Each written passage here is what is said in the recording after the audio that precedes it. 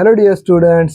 Last lecture आपण ह्या same चॅप्टरमध्ये बघितलं होतं. आय नो 2-3 दिवस आपण लेक्चरमध्ये थोडंसं इनकन्सिस्टन्सी आली, जस्ट बिकॉज आजूबाजूला खूप सारं कन्स्ट्रक्शन वर्क चालू आहे, त्यामुळे डिस्टर्बन्स जास्त असल्या कारणाने आपण लेक्चर नाही रेकॉर्ड करू शकलो. आता पण चालू आहे, बट आता सध्या कसं आहे की आपण मॅनेजेबल आहे म्हणून आपण रेकॉर्ड करू शकतो लेक्चर. मग आपण बघत होतो काय, इव्हिडन्सेस ऑफ इव्होल्युशन. आता इव्हिडन्सेस बघत असताना आपण बघितलं होतं लास्ट टाइम आपण 4 टाईपचे वेगवेगळे इव्हिडन्सेस बघितले होते. एक आपण बघितलं होतं मॉर्फोलॉजिकल इव्हिडन्सेस, ज्याच्यात आपण काय म्हणतो ॲनिमलच्या एक्सटर्नल स्ट्रक्चरमध्ये असणाऱ्या सिमिलॅरिटीज आपण बघितल्या. त्यानंतर आपण बघितलं होतं काय अनाटॉमिकल इव्हिडन्सेस, त्यामध्ये आपण 4 एक्झाम्पल घेतले होते आहे की नाही. ह्युमन हँड घेतला, कॅट 4 लेग घेतला, फ्लिपर ऑफ व्हेल घेतला आणि पॅटेजियम ऑफ बॅट घेतला. या 4 इनमध्ये आपण काय म्हणतो एक्सटर्नली तर काही सिमिलॅरिटी नाही, पण जेव्हा आपण यांना इंटरनली बघू त्यावेळी यांची बोनची अरेंजमेंट असेल किंवा आपण काय म्हणतो यांच्या बोनच्या अरेंजमेंट सोबत काय सांगतो आपण बोनचं जे स्ट्रक्चर असेल हे सगळं कसं आहे सेम आहे, म्हणजे अनाटॉमिकली पण काय आहे या ऑर्गॅनिझम सिमिलर आहे. थर्ड आपण बघितलं होतं, काय बघितलं होतं आपण, what are the vestigial organs. जे ऑर्गन अंडर डेव्हलप्ड आहेत किंवा जे आपण काय म्हणतो युजलेस आहेत, अशा ऑर्गन्सला आपण काय म्हणतो अंडर डेव्हलप्ड ऑर युजलेस किंवा डिजनरेटेड ऑर्गन्सला आपण काय म्हणतो वेस्टिजियल ऑर्गन. अँड लास्टली आपण बघितलं होतं during the embryonic development each and every organism look at the same. जर एक ऑर्गॅनिझम सेम दिसत असतील आणि पुढे जाऊन जर त्यांच्यात बदल होत असेल, जर एम्ब्रिओपर्यंत सगळ्या सेम दिसत आहेत म्हटल्यानंतर त्यांच्यात काय असले पाहिजे एम्ब्रिओनिक सिमिलॅरिटी, सगळ्यांचा ॲन्सेस्टर कसा असला पाहिजे कॉमन. तर ह्या 4 प्रकारचे इव्हिडन्स आपण ऑलरेडी बघितले होते. आता आपण 5वा जो काही इव्हिडन्सचा टाईप शिकतोय, तो 5वा इव्हिडन्सचा टाईप आहे आपल्याकडे, त्याला आपण म्हणतो पॅलेंटोलॉजिकल इव्हिडन्सेस. आता पॅलेंटोलॉजिकल इव्हिडन्सेस कोणाला म्हणायचं? आता हे पॅलेंटोलॉजिकल इव्हिडन्सेस म्हणजे नेमकं काय, कोणाला म्हणायचं पॅलेंटोलॉजिकल इव्हिडन्सेस? बघा आपण काय सांगतोय, ज्यावेळी आपण म्हणतो नेचरची, ज्यावेळी आपण काय म्हणतो अर्थची कशी रचना झाली याबद्दल तर आपण चर्चा केली.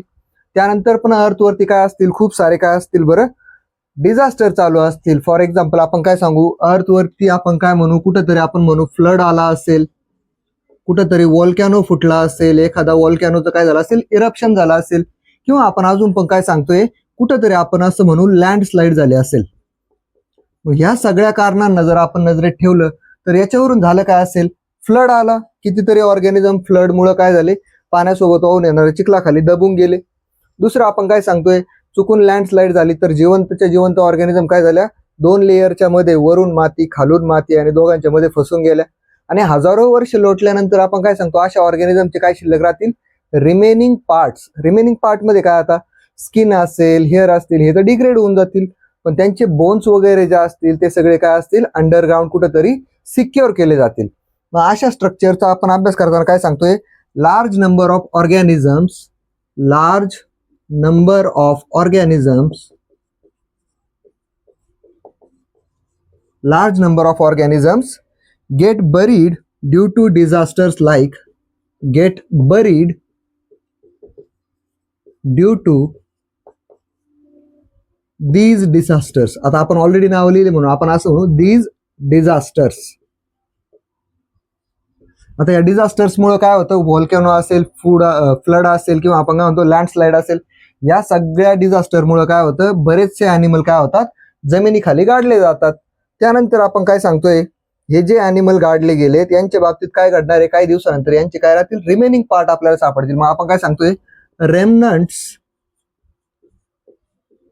रेमनंट्स म्हणजे काय, remaining parts. Remnants of such organism, remnant of such organisms,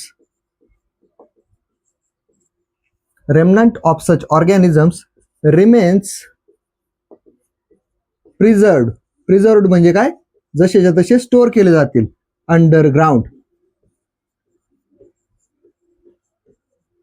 मग आपण काय सांगतोय, जे काही आपल्याकडे ऑर्गॅनिझम असतील त्यांचे रिमेनिंग पार्ट जे अंडरग्राऊंड प्रिझर्व होतील, दीज पार्ट्स किंवा जे काही ऑर्गॅनिझमचे रेमनंट्स असतील, दीज रेमनंट्स आर कॉल्ड ॲज, त्यांना आपण काय म्हणतो फॉसिल्स. तर आपण बघा आता काय सांगितलं, ज्या ऑर्गॅनिझम जमिनीखाली गाडल्या जातील चिखलामुळे म्हणा किंवा पाण्यामुळे म्हणा किंवा व्हॉल्कॅनोमुळे म्हणा, तर हे सगळ्या ऑर्गॅनिझमचे जे काही रिमेनिंग पार्ट्स राहतील त्या रिमेनिंग पार्ट्सला आपण काय म्हणतो फॉसिल. मग आता काही लोकांची टीम असते, काही लोक आहेत जे क्युरियस आहेत, प्रिव्हियस लाईफचा स्टडी करण्यामध्ये इंटरेस्टेड आहे. हे लोक काय करतील, एखाद्या ठिकाणी जातील, तिथली जमीन उकरतील, तिथून असे रेमनंट बाहेर काढतील, फॉसिल बाहेर काढतील आणि त्या फॉसिलचा स्टडी करतील. स्टडी केल्यानंतर त्या फॉसिलचं लाईफ काढू शकतात, किती आधी असावं, किती जुना असावं, याच्याबद्दल एक रफ आयडिया देतील. तर ह्या फॉसिलचा जो स्टडी आहे, द स्टडी ऑफ फॉसिल, किंवा तुम्ही असं म्हणू शकता the science which deals with the study of fossil is called as palaeontology. मग या पॅलेंटोलॉजीच्या माध्यमातून पण आपल्याला काही इव्हिडन्सेस भेटले. ते इव्हिडन्सेस कोणकोणते ते आपल्याला बघायचे. तर सगळ्यात पहिलं बघा, आता आपण एखादा रिमेनिंग ऑर्गॅनिझमचा किंवा ऑर्गॅनिझमचा जो काही रेमनंट आहे, फॉसिल आहे, तो शोधून काढला आणि त्या फॉसिलने सरळ सरळ आपल्याला एक क्वेश्चन विचारला का व्हेन डिड आय डाय, मी मेलो होतो त्यावेळेसचं किंवा त्यावेळी कोणतं साल चालू होतं, त्यावेळी अंदाजे किती वर्ष जुनं मी फॉसिल असू शकतो. असे क्वेश्चन आपल्याला जर आले तर आपण काय सांगतोय, is it possible to calculate the age of a fossil. तर येस, त्याचा आपल्याकडे आन्सर आहे येस, फॉसिलचं एज कॅल्क्युलेट केलं जाऊ शकतं. आणि फॉसिलचं एज कसं कॅल्क्युलेट करायचं, त्यासाठी आपल्याकडे एक टेक्निक देण्यात आलं, त्याला आपण म्हणतो कार्बन डेटिंग. मग आपल्याकडे एक सायंटिस्ट होते, त्यांचं नाव होतं विलार्ड लिबी. विलार्ड लिबी यांनी काय केलं होतं ना, he discovered the carbon dating method. यांनी काय केलं, कार्बन डेटिंग मेथड शोधून काढली. एखाद्या फॉसिलचं एज आपल्याला शोधायचंय, किती जुनं पुराणं असू शकतं, तर त्या फॉसिलचं एज काढणं पॉसिबल आहे ते कोणामुळे, विलार्ड लिबीने दिलेल्या कार्बन डेटिंग टेक्निकमुळे. मग आपण सिम्पली बघू कार्बन डेटिंग कशाला म्हणायचं, काय असतं या टेक्निकमध्ये. तर ऍक्च्युअल बघा आपण काय सांगतो, आता नेचरमध्ये आपल्याकडे दोन टाईपचे कार्बन अवेलेबल असतील. एक असेल आपल्याकडे जो आपला रेग्युलर कार्बन आहे, त्याला आपण काय म्हणतो, जो रेग्युलर कार्बन आहे तो आपल्याला माहिती C12, कार्बनचा ॲटॉमिक नंबर असतो 6, ॲटॉमिक मास असतं 12, आणि हा जो कार्बन आहे हा काय आपला रेग्युलर कार्बन. सोबतच आपण काय सांगतोय, एक कार्बन आहे ज्याला काय म्हणू आपण C14. मग हा कार्बन आहे, हा कार्बन याला आपण असं म्हणू शकतो आयसोटोप. काय म्हटलं, आता नेचरमध्ये आपल्याकडे दोन टाईपचे कार्बन प्रेझेंट आहेत. पहिला आहे आपल्याकडे रेग्युलर कार्बन, ज्याला आपण काय म्हणतो, जो आपल्याकडे पहिला आहे तो आहे रेग्युलर कार्बन, ज्याला आपण काय म्हणतो ॲटॉमिक नंबर 6 आहे, ॲटॉमिक मास 12 आहे. हा आपल्याकडे नॉर्मल कार्बन आहे. आणि आपल्याकडे दुसरा जो कार्बन दिसतोय आपल्याला C14, तो काय असणार आहे आपल्याकडे, नॉर्मल तर दिसत नाहीये, म्हणजे तो काय आहे तर तो पण कार्बन, पण आपल्याला माहिती काय, सेम ॲटॉमिक नंबर आणि डिफरंट मास नंबर असेल तर अशा ॲटमला आपण काय म्हणतो आयसोटोप. तर हा C14 कोण आहे आपल्याकडे, आयसोटोप आहे कार्बनचा. हा आहे आपल्याकडे नॉर्मल कार्बन, हा आहे आपल्याकडे, याला आपण म्हणू रेडिओ ऍक्टिव्ह कार्बन. मग आता हे दोन्ही कार्बन आपल्याकडे नेचरमध्ये बघायला मिळत आहेत. मग आपण काय म्हणतोय, प्लांट्सला ज्यावेळी फोटोसिंथेसिस करायचं असेल त्यावेळी प्लांट बघून थोडी करणार आहे की नॅचरल कार्बन मिळतोय का रेडिओ ऍक्टिव्ह. मग प्लांट ज्यावेळी फोटोसिंथेसिस करतील, ह्या दोन्ही कार्बनला इनेल करतील, आणि ह्या दोन्ही कार्बनला इनेल केल्यामुळं आपण असं म्हणू, या दोन्ही कार्बनला कंझ्युम कोणी केलं, प्लांट्सने. मग आता प्लांट्सने यांना कंझ्युम केलं, प्लांट असेल, ग्रासेस असतील, यांनी काय केलं, यांना कंझ्युम केलं. मग आता यांनी कंझ्युम केल्यामुळे झालं काय बरं बघा, आपण काय सांगतोय, हे प्लांट्स असतील, ग्रासेस असतील, यांच्यावर चरणारे आपल्याकडे कोण असतील, रुमिनंट्स असतील. रुमिनंट्स काय असतात हे आपण बघितलेलं आहे ऑलरेडी. लास्ट लेक्चर आपण अपेंडिक्स बघत होतो तेव्हा रुमिनंट्स मध्ये कोण येतं, काऊ असेल आपल्याकडे, बफेलो असेल. मग आपण असं म्हणू, एखादी काऊ असेल, बफेलो असेल, जेवढे काय आपल्याकडे व्हेजिटेरियन ॲनिमल्स आहेत ज्यांना आपण काय म्हणतो हर्बिवोर्स असतील, त्या ॲनिमलने काय केलं, ह्या प्लांट्स पासून मिळणारं हे जे फूड असेल ते कंझ्युम केलं. आता ऑब्व्हियसली प्लांटमध्ये दोन्ही टाईपचे कार्बन होते म्हटल्यानंतर हा ॲनिमल जेव्हा चरेल त्याच्या बॉडीमध्ये पण दोन्ही टाईपचे कार्बन जातील. मग आपण काय सांगतो, जेव्हा कधी हा ॲनिमल काय होईल, डेड होईल, जेव्हा हा ॲनिमल मरेल त्यावेळी मात्र काय होईल, याच्या बॉडीची मेटाबॉलिझम थांबेल, याच्या बॉडीमध्ये कोणतेही नवे मॉलिक्यूल बनणार नाही, जुने मॉलिक्यूल टिकणार नाही, आणि मग हळूहळू काय होईल, ही ऑर्गॅनिझम डिके व्हायला सुरुवात होईल. पण डिके होत असताना आपण काय सांगतो, याच्या बॉडीमध्ये गेलेला हा जो काही आपण म्हणतो C12 असेल आणि C14 असेल आपल्याकडे, या दोघांचा जो काही रेशो असेल ना, तो हळूहळू काय व्हायला लागतो, चेंज व्हायला लागतो. मग आता बघा, एखादा ॲनिमल कधी मेला हे जर आपल्याला शोधायचं असेल तर आपण काय करणार, सिम्पली त्या ॲनिमलची जी काही आपल्याला बॉडी भेटलेली असेल, डेड बॉडी असेल, फॉसिल असेल, त्या फॉसिलमध्ये आपण काय शोधणार, C12 आणि C14चा रेशो शोधणार. आजच्या करंट लिव्हिंग ॲनिमल सोबत त्याला कम्पेअर करणार. C14 काय आहे ना, बेसिकली हा नॅचरल कार्बन तर आहे तसंच राहणार आहे, तो वर्षानुवर्ष आहे तसं राहील. पण C14 रेडिओ ऍक्टिव्ह होता, याची रेडिएशनची कॅपेबिलिटी काय होईल, हळूहळू आपण काय म्हणतो याची रेडिओ ऍक्टिव्हिटी कमी होईल. आणि एकदा काय याची रेडिओ ऍक्टिव्हिटी कमी झाली तर ती किती कमी झाली as comparison to the living animal, हा रेशो फाइंड आउट केला तर आपण काय सांगू शकतो, एक एस्टिमेटेड डेट काढता येते का कधी तो ॲनिमल मेला असावा. आणि ह्या मेथडलाच काय म्हटलं जातं, कार्बन डेटिंग. मग आपल्याला जर लिहायला लावलं कोणी कार्बन डेटिंग बद्दल तर आपण काय सांगणार, the ratio of C12 and C14, दोन टाईपचे कार्बन होते, C12 and C14 remains constant. कुठपर्यंत कॉन्स्टंट राहील हा ratio, while the animal is alive,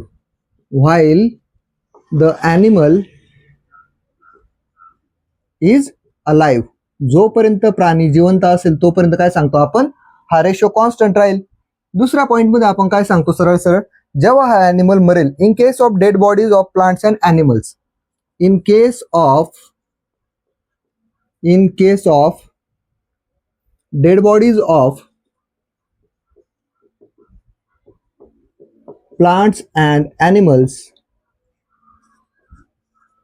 आता एखादा प्लांट असेल त्याच्या बाबतीत पण तेच घडणार आहे, C12चा रेशो आहे तसाच राहील, C14चा कमी होईल हळूहळू. In case of dead bodies of plants and animals, the ratio between C14 and C12 changes. The ratio between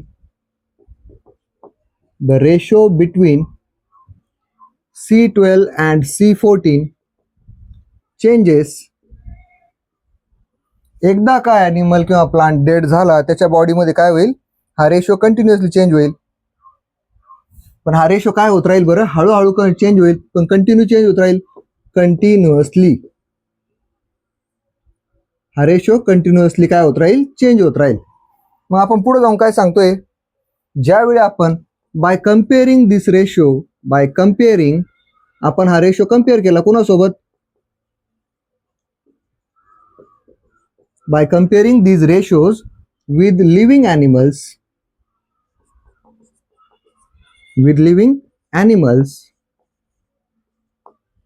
we can find the age of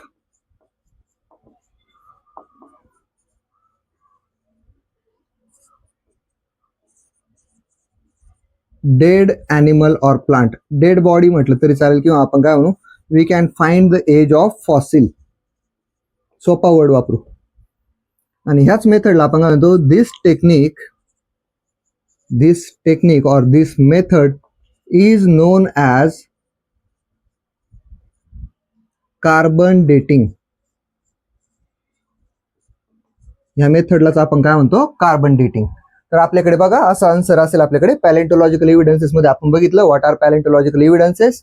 नंतर आपण बघितलं what is mean by carbon dating. Carbon dating शोधली कोणी होती, आपल्या textbook मध्ये त्याचं नाव नाहीये पण आपण तरी मेन्शन करणं गरजेचं आहे, कोण आहे, विलार्ड लिबी.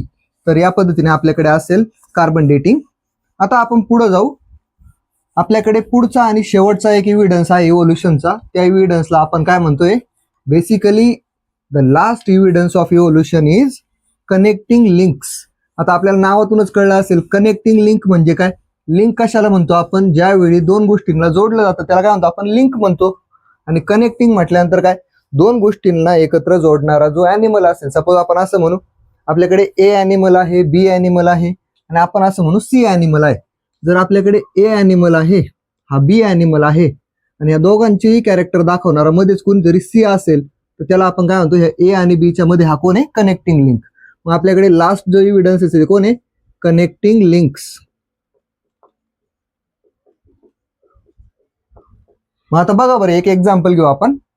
मी ऑलरेडी तुम्हाला फोटोग्राफच्या माध्यमातून किंवा एखाद्या इमेजच्या माध्यमातून पण ही टर्म शेवट एक्सप्लेन करेल, पण आधी आपण समजून घेऊ नंतर आपण त्याची इमेज ऍड करू. बघा आता काय म्हटलं, कनेक्टिंग लिंक कोणाला म्हणायचं, आपण एक ॲनिमल घेतला आपल्याकडे अर्थवर्म, गांडूळ नावाचा ॲनिमल आहे आपल्याकडे, त्याला घेतला आपण. दुसरीकडे आपण दुसरा ॲनिमल घेतला, तो घेतला आपण कॉकरोच, आजकाल खूप ट्रेंडमध्ये नाही का. मग आपण हे दोन ॲनिमल घेतले. आता अर्थवर्म ज्या ग्रुपमध्ये राहतो ॲनिमलच्या किंवा ज्या ग्रुपला बिलॉंग करतो त्या ग्रुपला आपण म्हणतो ॲनेलिडा. आता हा त्याचा ग्रुप आहे का, हे का नाही त्याचं रिझन आपल्याला चॅप्टर नंबर 6 मध्ये मिळेल ॲनिमल क्लासिफिकेशन मध्ये. कॉकरोचचा जो ग्रुप आहे त्या ग्रुपला आपण काय म्हणतो, थोडंसं त्याला शिफ्ट करू आपण, कॉकरोच. त्याचा जो ग्रुप आहे त्याला आपण काय म्हणतो, आर्थ्रोपोडा. आता हे दोन ह्या वेगवेगळ्या अॅनिमलचे ग्रुप आहेत. मग आता आपण काय म्हणू सरळ सरळ, एक आपण मध्येच जर अॅनिमल घेतला, ह्या दोघांचेही कॅरेक्टर दाखवत असेल असं कोण अॅनिमल आहे, त्याचं नाव आहे आपल्याकडे पेरिपॅटस. मग आता याला काय म्हटलं बरं आपण, पेरिपॅटसला मध्ये का घेतला आपण, तर सिम्पली बघा आपल्याकडे रिझन आहे याचं. हा जो पेरिपॅटस आहे ना, हा काय करेल, कॉकरोचचे पण काही कॅरेक्टर दाखवेल, हा काय करेल, अर्थवॉर्मचे पण काही कॅरेक्टर दाखवेल. मग आपण असं म्हणू शकतो की नाही, याच्या आणि याच्यामध्ये हा काय असला पाहिजे, कनेक्टिंग लिंक. कोणकोणते कॅरेक्टर आहे, मग अर्थवॉर्मच्या बॉडीला जर आपण बघितलं, सगळ्यात पहिलं आपल्याला काय बघायला मिळतं, अर्थवॉर्मची जी बॉडी असेल ना, बॉडीवरती आपल्याला अशी सेपरेट सेपरेट डिव्हिजन बघायला मिळतात.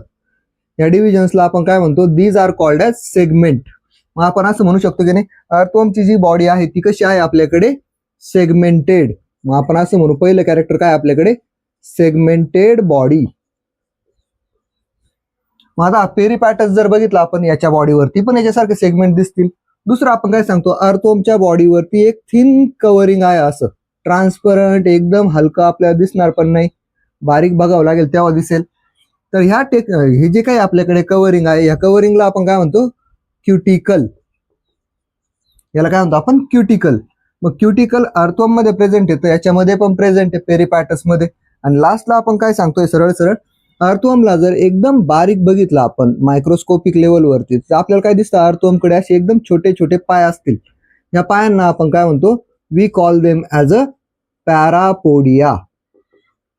याचे जे पाय असतील यांना काय म्हणतो आपण, पॅरापोडिया. हे तीनही कॅरेक्टर, सेम कॅरेक्टर कोण दाखवतोय, आपला पेरिपॅटस पण दाखवतोय. मग आपण काय म्हणू, आता अर्थवॉर्मचे तर कॅरेक्टर याने दाखवले, पण मग आपण म्हटलं ना कॉकरोचचे पण काही कॅरेक्टर दाखवेल. मग कॉकरोचचे काही कॅरेक्टर दाखवतोय का, कोणकोणते दाखवतो, मग आपण असं म्हणू, कॉकरोचच्या बॉडीमध्ये हे जे काही आपण म्हणतो, आपल्या ह्युमन्सच्या बॉडीमध्ये रेस्पिरेशनसाठी काय लंग्स आहे, आपल्याकडे प्रॉपर रेस्पिरेटरी सिस्टीम आहे. कॉकरोचच्या बॉडीमध्ये आपल्याला असे स्क्वेअर शेपचे आपल्याला स्ट्रक्चर्स बघायला मिळतात. या स्क्वेअर शेपच्या स्ट्रक्चर्सला आपण काय म्हणतो, these are called as trachea. आता यांना ट्रेकिया म्हणतो आपण. मग आपण असं म्हणू शकतो की नाही, कॉकरोचकडे लंग्स वगैरे नाही, म्हणजे कॉकरोच काय दाखवतोय, tracheal respiration. Cockroach shows tracheal respiration. Simply आपण असं म्हणू, हा पेरिपॅटस आहे तो पण काय करतोय, ट्रेकियल रेस्पिरेशन दाखवतोय. दुसरं आपण काय सांगतोय बघा, कॉकरोचकडे जसं आपल्या ह्युमन बिंगचं एक्झाम्पल घेतलं, आपल्याकडे आपल्या बॉडीमध्ये जेव्हा ब्लड फ्लो होतंय, तर ते काय होतंय, आर्टरीज आहेत, व्हेन्स आहेत, आपल्याला ब्लड फ्लो होण्यासाठी काय आहेत, प्रॉपर सर्क्युलेटरी सिस्टीम आहे. कॉकरोचच्या बॉडीमध्ये जर बघितलं आपण, इथं जर त्याचं माउथ असेल तर इथून जे काही ब्लड सर्क्युलेट होतं ते डायरेक्ट ओपनली बॉडीमध्ये कुठं पण सर्क्युलेट होतं. मग आपण काय सांगतोय, कोणतेही आर्टरीज व्हेन्स नाहीये, अशा वेळी त्याला काय म्हणतो आपण, it shows open circulatory system. It shows open circulatory system. मग आपला जो पेरिपॅटस आहे तो काय करतो, तो पण काय करतोय, ओपन सर्क्युलेटरी सिस्टीम दाखवतो. मग ह्या दोघांचेही मिक्स कॅरेक्टर दाखवतो, म्हणून आपण पेरिपॅटसला काय म्हणू शकतो, connecting link between earthworm and arthropoda, that is cockroach. तुम्हाला जर सांगायचं ठरलं तर बघा, याच्यावरती तुम्हाला क्वेश्चन कोणत्या फॉर्मॅटवरती येतो, तुम्हाला कोणतरी ए दिलेला असेल, त्याच्या पुढे तुम्हाला बी दिलेला असेल, मध्ये 4 डॉट असतील, त्याच्या पुढे सी असेल, त्याच्या पुढे आपल्याला डीच्या जागेवर कोण येईल असं विचारलेलं असेल. या क्वेश्चनला आपण काय म्हणतो, this kind of question is called as analogy question. Complete the analogy. मग या ॲनालॉजी क्वेश्चनला अटेम्प्ट करण्यासाठी आपल्याला कनेक्टिंग लिंक 1 मार्कसाठी खूप इम्पॉर्टंट आहे. 3 कनेक्टिंग लिंकचे एक्झाम्पल आहेत आपल्याकडे, तिन्हीलाही आपल्याला पाठ करायचे. पहिला आहे आपल्याकडे ॲनालिडा आणि आर्थ्रोपोडाच्या मध्ये कोण आहे, पेरिपॅटस. दुसरं आपण बघू आता. बघा, याच्यासाठी तुम्हाला रेफरन्ससाठी एक इमेज मी इथे स्क्रीनवर लावून ठेवील, त्या इमेजला पॉज करून व्यवस्थित बघा, दोघांचेही कॅरेक्टर तो ॲनिमल दाखवतोय. दाखवले असतील त्याने कॅरेक्टर, तर आपल्याला लगेच कळून जाईल की येस आपल्याला काय म्हणायचं होतं. 5 सेकंदाचा आपण त्यासाठी एक सेगमेंट ठेवू सेपरेट.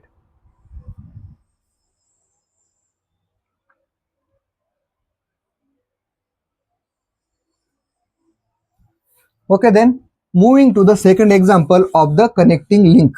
कनेक्टिंग लिंकचं आपल्याला काय बघायचं आहे, सेकंड एक्झाम्पल. सेकंड एक्झाम्पल साठी आपण काय घेऊ, बघा आपल्याकडे एक एक्झाम्पल खूप छान आहे याचं, जे आपण रेग्युलर बेसिस वरती पण बघत आलोय. आपल्याकडे कोण आहे, स्नेक आहे. एक घेतला आपण काय, स्नेक. स्नेक कोणत्या ग्रुपला बिलॉंग करतो? रेप्टाईल, ज्याला आपण काय म्हणतो सरपटणारे प्राणी. दुसरं एक्झाम्पल घेतलं आपण, सपोज कोण घेतला आपण, गोट घेतली एखादी. गोट काय करते? पिल्लांना दूध पाजते, तिला आपण काय म्हटलं? मॅमल. मग आता हे रेप्टाईल आहे, हे मॅमल आहे, यांचं काम काय असतं? यांचं कॅरेक्टर काय आहे? रेप्टाईल काय करतात बरं? एग लेईंग करतात, अंडे देतात. आणि गोटचं काम काय आहे? ते काय करतात? सरळ सरळ ब्रेस्ट फिडिंग करतात, किंवा त्यांना आपण काय म्हणू? They produce milk. आता हे दोन ॲनिमल आहेत आपल्याकडे, स्नेक आहे, गोट आहे. यांच्यामध्ये आपण कॉमन काय सांगतोय? अंडे देतात, यांच्याकडे दूध बनतं. पण कशामुळे बनतं? Presence of memory glands. Presence of memory glands. आता मॅमरी ग्लँड कोण आहेत? हे सेम ग्लँड काय करतात? बेबीज साठी मिल्क प्रोड्यूस करण्याचं काम करतात. मग आता यांचं काम एग लेईंग होतं, यांचं काम मिल्क प्रोडक्शन होतं. एक ॲनिमल असा आहे जो काय करतो? दोन्ही कॅरेक्टर सेम टाइमला दाखवतो. त्या ॲनिमलचं नाव आहे आपल्याकडे डक बिल्ड प्लॅटिपस. त्याला आपण काय म्हणतो? Duck billed platypus. हा काय करतो ना, नॉर्मली सापांसारखा काय करतो? रेप्टाईल सारखा हा अंडे पण देतो, आणि अंड्यातून जे पिल्ले बाहेर येतील याच्या बॉडीमध्ये मॅमरी ग्लँड पण प्रेझेंट आहे. त्या पिल्लांना काय करेल? हा दूध पण पाजेल. म्हणजेच काय? स्नेक्सचे पण कॅरेक्टर दाखवतोय, गोटचे पण कॅरेक्टर दाखवतोय. म्हणजेच काय? रेप्टाईल आणि मॅमलच्या मध्ये कोण आहे? हा कनेक्टिंग लिंक. याची पण एक रेफरन्स इमेज तुमच्यासाठी टाकून ठेवली जाईल. रेफरन्स इमेजला व्यवस्थित बघायचं. तिच्यामध्ये आपण काय सांगतो? कंपॅरेटिव्ह आपल्याकडे काय दिलेला आहे? डाटा दिलेला आहे. दोघांचेही कॅरेक्टर कम्पेअर करून मग बघायचं. हा दोघांनाही फॉलो करत असेल तर हा कोण आहे आपल्याकडे? Connecting link between reptiles and mammals. Clear आहे? इमेज आपल्याकडे स्क्रीनवर लावली जाईल. पॉज करून इमेजचा रेफरन्स घेऊ शकता तुम्ही. माझा व्हॉइस ओव्हर आला नाही आला तरी काही हरकत नाही, पण इमेजचा काय करायचं? व्यवस्थित पॉज करून इमेजला बघायचं. ठीक आहे. आता आपण बघू, आपल्याकडे लास्ट एक्झाम्पल आहे आपल्याकडे. आपल्याला माहिती फिशेस मोस्टली कुठं बघायला मिळतात? आपल्याला पाण्यात. मग आपण काय म्हणू? आपण एक एक्झाम्पल घेतलं फिशचं, एक एक्झाम्पल घेतलं आपण फ्रॉगचं. फिश कोण आहे? आपल्याला माहिती कोण आहे? ॲक्वॅटिक ॲनिमल आहे, पाण्यातच राहतोय. फ्रॉग कोण आहे आपल्याकडे? ॲम्फिबियन आहे, जो काय करतो? पाणी आणि जमीन दोन्हीकडे राहतो. मग आपण काय सांगतो? या दोघांचेही कॅरेक्टर दाखवेल असं कोणीतरी मध्ये असलं पाहिजे की नाही, तर त्याला कनेक्टिंग लिंक म्हणू आपण.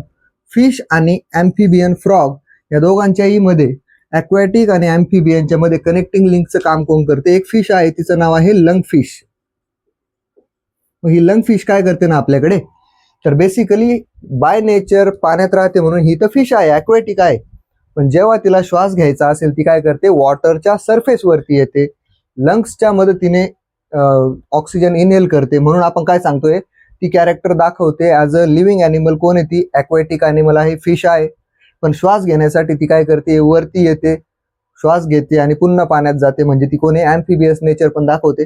दोघांच्याही मध्ये येते म्हणून तिला आपण काय होतो? Connecting link between aquatic and ॲम्फिबियन animals. तर अशा पद्धतीने आज आपण काय बघितले? एव्हिडन्सेस ऑफ इव्होल्युशनचा टॉपिक आपला संपतोय.